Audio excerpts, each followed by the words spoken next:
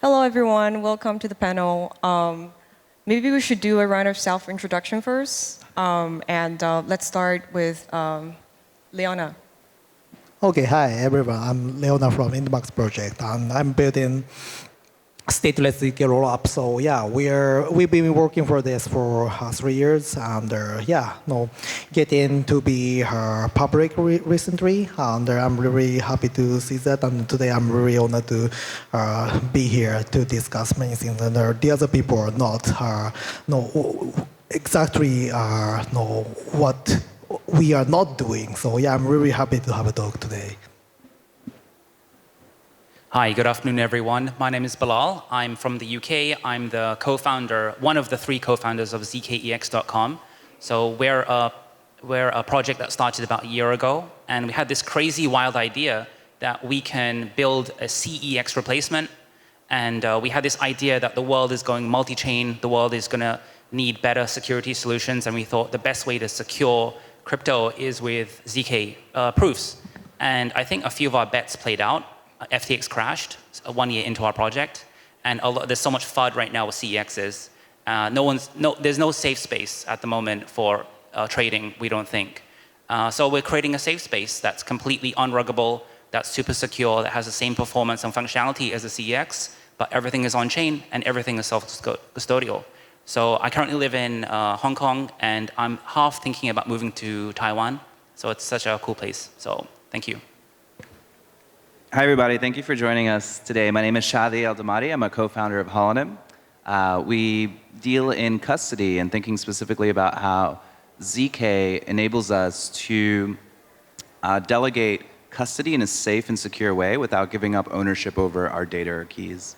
So we came into the space to solve problems specifically with on-chain identity. Public blockchains and identity really don't get along well, right? So either you're fully doxed or you are pseudonymous, and that can have security concerns for different types of protocols. We think that identity is going to be a really key primitive in the coming months and years as crypto continues to obtain traction, and when things like ChatGPTs get crypto bank accounts and automation empowers this whole new breed of economic workers on the internet. So lots of interesting rabbit holes down there, and I'm excited to share these perspectives with you today. I'm Vantali. I'm a co-founder of a project called Lita. So we're building a new performance-oriented ZK VM with a simplified instruction sets, and it's LVM compatible.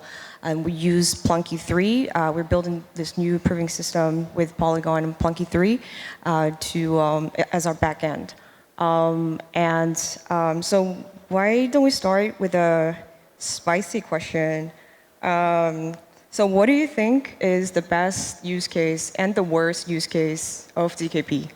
We can start from Shadi. Yeah. Awesome.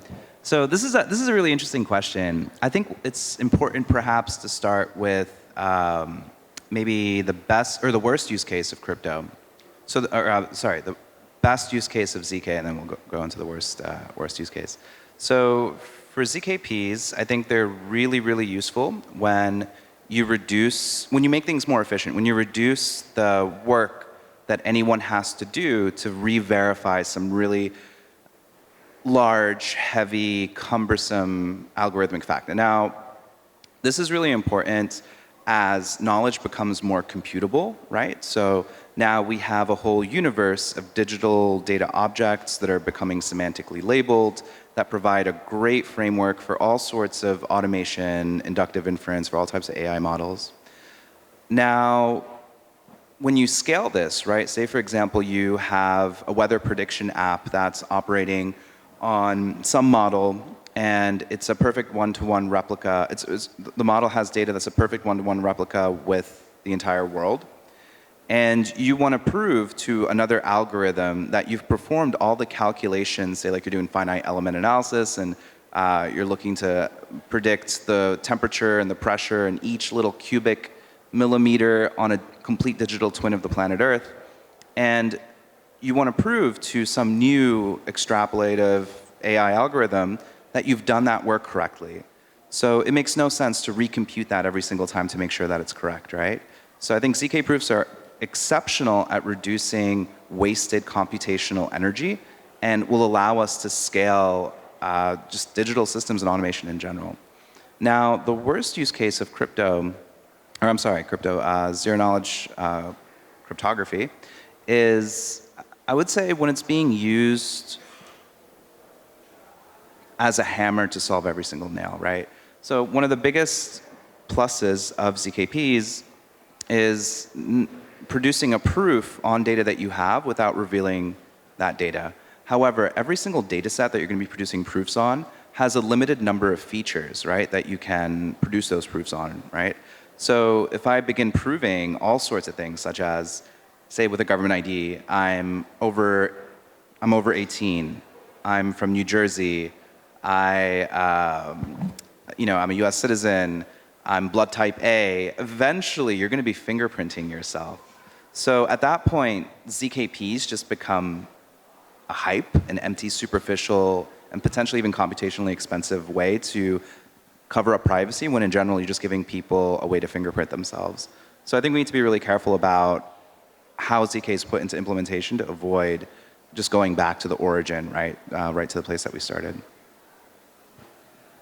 All right, so I have a spicy answer to your spicy question. And I'm a little bit disappointed with what's happening with ZKPs in that the primary use case is actually privacy. That's why this thing was invented. It's a cryptographic primitive. And you hear about, when you read up about ZKPs, you'll see like these use cases like you can go to a bar and prove you're over 18 without showing your ID card or something. Or you'll go to the bank and show them you have a certain salary without actually showing them their salary. But none of these use cases exist. They're all fictional. And the problem is that no one actually trusts ZKPs yet. Like no one really knows what it is, and no one really proves it outside of us guys who kind of know what it is. So the idea that it's being used right now to scale Ethereum is actually a side effect. The fact that they're very small and trustable is they're being used as an accident almost to scale Ethereum. So it's a shame that Ethereum isn't scalable by default, and we have to find ZKPs to kind of like make it faster. But actually, it's not actually being used for privacy yet. And I don't think anyone is screaming and shouting for a privacy solution in blockchain at the moment. It's not a killer application. I know some people are trying to say it is, but really all of us trade right now, and do stuff online, and everything is accessible. And do we really care that someone can see your chain of transactions or can see your NFTs on chain? I mean, I don't really care. What information will you gain from this? It's not really much. So it's not a burning use case. So I think ZKPs, the application, maybe isn't that good, to be honest. Maybe it doesn't really have that much real world application yet. It's being used for scalability right now. So I think it's really weird how a side effect of ZKPs is the main use case right now.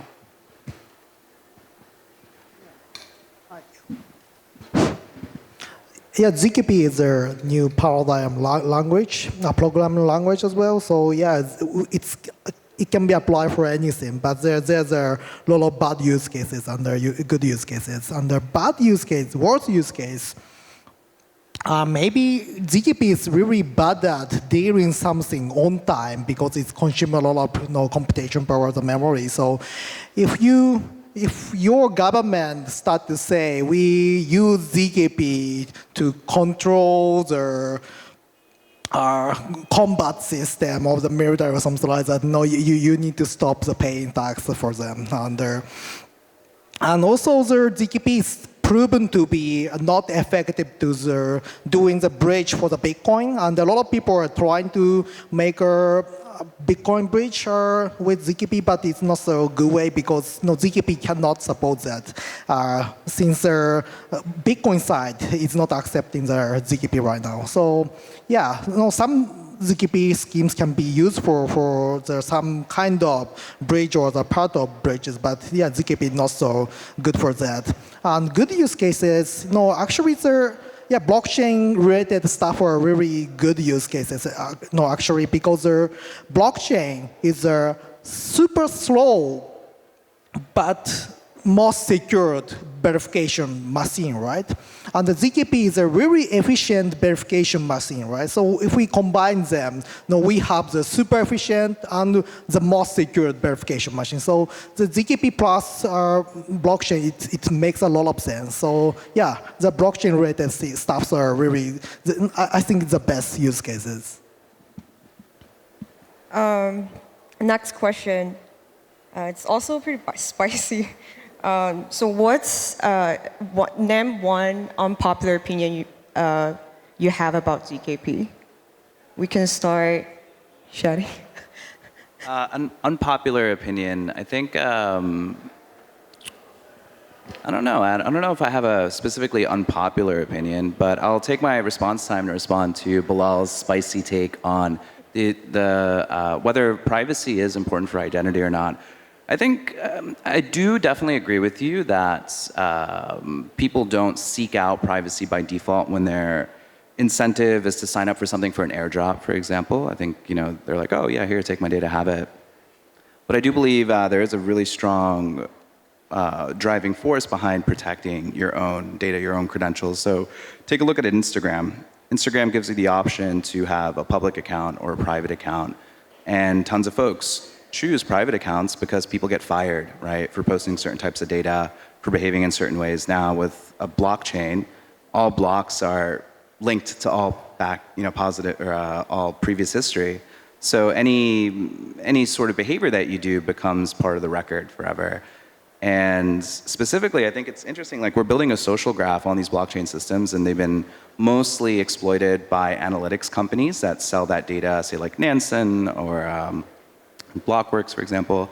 And it's primarily used for bots and trading strategies. So I think as DAOs become more savvy, you'll have this idea, and it's kind of already floating out there, of dark DAOs, where you can't really tell who's a member, you can't really tell which on-chain transaction belongs to that DAO. And it's intended primarily to keep the operations of that DAO aligned with the mission, right? So whether it's arbitraging across chains, or whether it's funding projects without revealing what they are, such as like Constitution DAO, right? Trying to purchase the Constitution, but not give up their position too easily and get rug pulled by a larger bidder. So yeah, so I think definitely there is an element there where currently the incentives don't drive people to think about privacy in blockchain systems. Like, yeah, who cares if I'm part of Bored Ape Yacht Club and attended a party and got my eyes burned out? Like, nobody cares about that, But I do believe with time that this is going to become really important, and it's a conversational shift that's going to have to happen in the culture over time. To answer your question, by the way, I think privacy is a use case, particularly for business. And whether or not business comes onto public blockchains, then they'll definitely need privacy for sure to hide all of their trail. But maybe they'll never come. That's the big question. The assumption is always that business will come onto public blockchain, onto Ethereum, but maybe they'll never come, in which case, as a consumer, as a retailer, privacy isn't a huge burning use case. Not yet anyways. Not until we go more embedded into crypto. So that's what I see. Yeah. So I think definitely I agree with a lot about what you say, but I'm more of a pessimist with this kind of stuff. So I want to share my unpopular opinion, which is actually, so ZKEX is actually a multi-chain project. So we connect to about 13 different rollups and chains on the EVM ecosystem. And quite frankly, the L2s are not good enough right now. There's so much hype about them, and they're really good at marketing themselves. And we love them, and they've done really good work to scale up Ethereum at least 10x in the last 1 year. But it's still not good enough because they're already suffering. And most recently, we did this campaign with Linnea, and most of the projects that were part of this campaign couldn't handle the load, and they all had problems trying to manage the load, even though there's only, say, a few 10,000 people using our apps. Like I think we had like a peak of 25,000 people per day using ZKX. We're just in a beta launch right now, but we were in meltdown. And then the second problem we had with ZKP is that we create a proof for when you do a cross-chain transfer, say, on the source and destination chain, and people couldn't withdraw their money from from our exchange. And they thought that we were holding their money or rug pulling them or something. And it's just because the prover, the ZK prover, couldn't keep up with the load because they're so inefficient and so computationally expensive. And we ended up buying this extremely expensive cluster with I don't know how many terabytes of RAM and thousands of CPUs, but we're a small project and it was costing thousands of dollars per hour to run this thing. It's basically unaffordable. So we'll go back to all of our infrastructure partners and say, yo, can you improve the efficiency of all these provers and make it a lot better? So yeah, this is what people don't know about ZKPs is a lot of the hype, don't buy into it. They're all being subsidized right now with investor money. So all the proving costs and computational costs are being subsidized. When it comes to, say, a bull market, and you actually have to pay for this stuff, gas fees will rocket. And so ZK rollups are not good enough right now. We need another 10x improvement. But there is some ideas, and I can share them a little bit later as to how this problem could be solved in the future. If I could jump in on the tail end of that, I think it's one unpopular opinion to concatenate on that is a lot of these ZK proving systems are being deployed on cloud infrastructure, which in some cases defeats the purpose of having privacy, right? Because you're using somebody else's infrastructure to compute on your public data. So there's one of two possibilities. One is pushing the computation to user devices, and that means having better, more efficient, more optimized proving circuits and improving systems in general. The other is just making I think the other is just making it more difficult to breach trust when you are custodying that data. So we'll see like trusted execution environments as one example. There's other stuff that's coming out that fully homomorphic encryption, for example. I mean, that's already out. But yeah, I think like in general, the fact that we're pushing more and more computation onto cloud servers and just using that computation as a reason to invest more into the money. Say, hey, it's more expensive, we need more money. So totally agree with you. I think that the hype is, it's kind of a dragon eating its own tail in a way, yeah. Am I too much of a pessimist? I feel like I should be more positive about ZKPs. It's a bull market, you gotta be.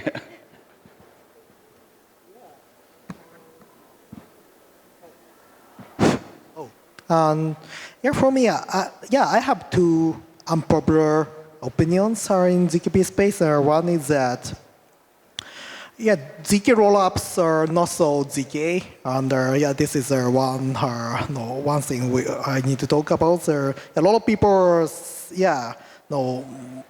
think that the ZK rollups are with privacy, but basically most of ZK rollups are using snark part of ZK snark, and they're not using their zero knowledge part so much. And so when you can determine whether or not they are using ZK part or not, it's having privacy or not. No, if they have privacy, they are using ZK part, and they are using ZK snark for only scalability, they are using snark part basically. So the ZK rollups are basically the snark rollup. And the beginning of the ZKP space was a Pinocchio protocol. It was a player. It was before the Glock 16s, which was a really famous ZKP proving system. And the Pinocchio protocol was saying that it was a verifiable computation. It means that it's a snark part. And that's the unpopular, one of the unpopular truths about ZK rollup. And the second one is that ZKP, most of ZKPs are not so safe. And it's really hard to say that, and a lot of people don't want to talk about that. But ZKP is really hard to audit, and codes are really hard to audit, and also it's really hard to construct. And but the kind of pace of the speed of the publication is really fast. So there might be really dangerous ZKP schemes in this space, and this risk is underrated. So the solution is already existing, and it's a 2FA of ZKP, and using two two ZKP proving system for one circuit. So for example, yeah, I'm trying to do the stateless ZK rollup with Plonky 2 and Plonky 3. And yeah, Plonky 3 is vendor is building right now, but yeah, it's faster than Plonky 2. And if we can combine the two ZKP proving system for one purpose, hacker needs to attack both of them, right? So if one ZKP is vulnerable, zero-day vulnerability is very bad for the ecosystem, right? Once something is published, the hacker can steal a lot of money from the protocol, right? And people cannot notice that hack, unlike the hack in DeFi, because it's zero knowledge, it's concealed. So yeah, we need to have a kind of 2FA of the ZKP with two ZKP at the same time, I guess. And there's a lot of way to fix this problem. There's a lot of way to do the 2FA. You can do the 2FA with, for example, Intel's JX. This is Justin Drake is recommended this. And yeah, you can do another type of 2FA, but yeah, maybe I'm a ZKP maximalist, so I will use two ZKP for one circuit to prevent hacking. Yeah, since we talked about privacy, so my next question is, what level of privacy is needed in your specific use case? And how do you navigate this problem in your specific use case? Because there's performance trade-off, there's user experience trade-off, regulations. And another question is, do you think we would have a spectrum of products, from private to public that serve different needs of people? Or do you think we would have a future where it's fully private? Maybe we can start with Shaggy. I can start. Yeah. Yeah, so our use cases are all centered around identity and key custody. Those are the main two. So I'll start off with identity. Most of the people using Holonym right now are doing so in a DAO. That's one of our first use cases. And specifically, so there's a couple different variations of that. The first one is folks that are politically engaged. So the DAO is Lobby 3. It was started by Andrew Yang. I think he's Taiwanese descent. And their main goal was to raise funds through crypto to support political campaigns for ending poverty and things that are related to his platform. One of their major challenges is how do you appeal to pseudonymous folks on the internet that don't want to report crypto on their taxes, or perhaps aren't comfortable with doxing themselves or their wallet address, but still collecting KYC from them to know that they are U.S. residents that aren't interfering with U.S. campaign finance or interfering with elections. So they were kind of stuck. They raised a bunch of money.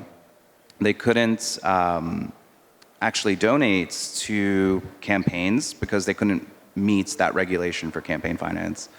That's when we connected with them and provided them with a ZKP method for letting their users, when they're onboarding, to perform ZK KYC. So they basically verify their identity. They then generate a ZK proof that they are from the US, and that's posted on-chain as an SBT that's linked to their membership token.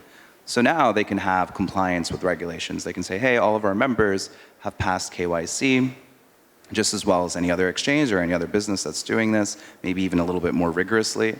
And yeah, so they can do that. The second is one that we've been exploring are professional credentials, right? So DAOs that are curating job opportunities, doing matchmaking, or are centered around some sort of gatekeeping related to credentials. So how do you identify that a 0x address really is qualified, say, bar certified, and has power of attorney to sign a multi-sig wallet? Well, either you have an ENS domain for that 0x and you completely dox that person and include a link to their bar status on some database or something, which can be either difficult to update over time. And there's all sorts of problems with that, doxing completely for privacy. Okay, so I guess we have 5 minutes. I'll finish up really quickly. So there's DAOs like professional credentials. Another one is biomedical data, so any personal identifying data, for example, proving that you're part of a rare disease community. And then aside from that is key custody, so proving that you have a genuine key share that could be used to generate a full key for, say, for example, like a private key to sign transactions on Ethereum. So that's really brief, but yeah.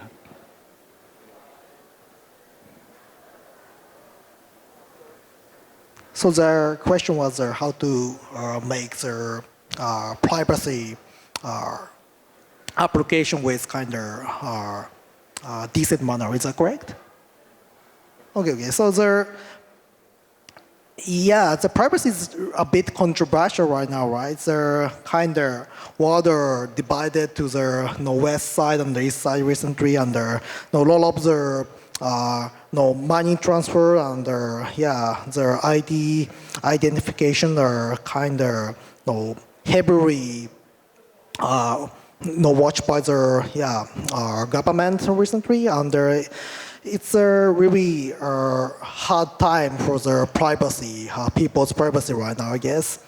And basically, the Ethereum people are the core, including the core developers and the designers of Ethereum are heading for the kind of how can I say it? It's a legitimized privacy, like it's a privacy, but it's proven there. It's not from criminals, it's called non-criminal proof or something like that. Recently Tornado Cash people published that, and also Vitalik were talking about that.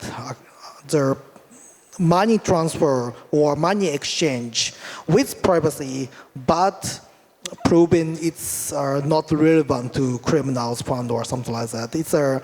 I think it's a cool idea, but I think it's a cool idea, and this will be the mainstream, I guess. But it's lacks of the censorship resistance, of course. So in the long term, we hope the whole privacy will be admitted by the world, right? And another thing I need to talk about is small amount of money should be kind of ignored under when it's private or when it's relevant to some kind of a shoddy address. The small amount of money cannot be really bad things for kind of terrorism, helping the terrorism or the criminals money laundering. It's really hard to conceals a lot of money with small amount transaction. Under 19% of the money transfer is small amount in this world right now. So I think that small size transaction should be admitted without any question and without any kind of censorship. Yeah, that's my opinion. Okay, our use case is trading, and there's so many. This is a black hole for us. It's so hard to give a straight answer because it's like the floor is moving, and we're trying to jump around to figure out what is a safe place to stand on this. And quite simply, our solution is that we want to build a censorship-resistant trading platform where users will never ever lose their money. That's what we care about. Privacy is a different thing, where we believe that people have and businesses have the right for privacy, but then this privacy, if it's implemented by the protocol, it means the protocol could implement censorship in some way, or if other people took it over, say the CIA took over ZKX, they could start like monitoring things secretly. So we think transparency on our side is probably a better, safer way. But we do also recognize that traders want privacy in terms of their strategy. They don't want all of their on-chain strategies to be deployed and before they've actually executed trades. So we have to balance this. And so we're thinking, how can we give traders privacy? So we think it should be actually done on the wallet level, where they're able to like mask their transactions to a certain point. But when it's actually being run through ZKEX, it's all transparent. So then market makers can look at our protocol. Anyone can look at us and make sure that nothing weird is happening. They can everything is trackable and flowable. They can see that, okay, we're not doing any wash trading or inside trading or anything like that. That's way more important. The bigger problem in crypto trading right now is the risk of trading, not only the risk of getting rugged, and there's DEXs, even DEXs are getting rugged on a daily basis. I think one got rugged the other day and one the previous week to the tune of millions and millions of dollars because of insecurity. So that's more important for this industry to improve. Privacy, I think, will come with time, but I think it should be done on the client side. Otherwise, we'll become another tornado cash and potentially get shut down. So we think it's more important to focus on the most important use case, which we believe is security right now. Privacy, honestly, is not a key thing right now for us. But yeah, it is. It will be in the future. But it shouldn't be done at a protocol level. Otherwise, there'll be problems. Yeah.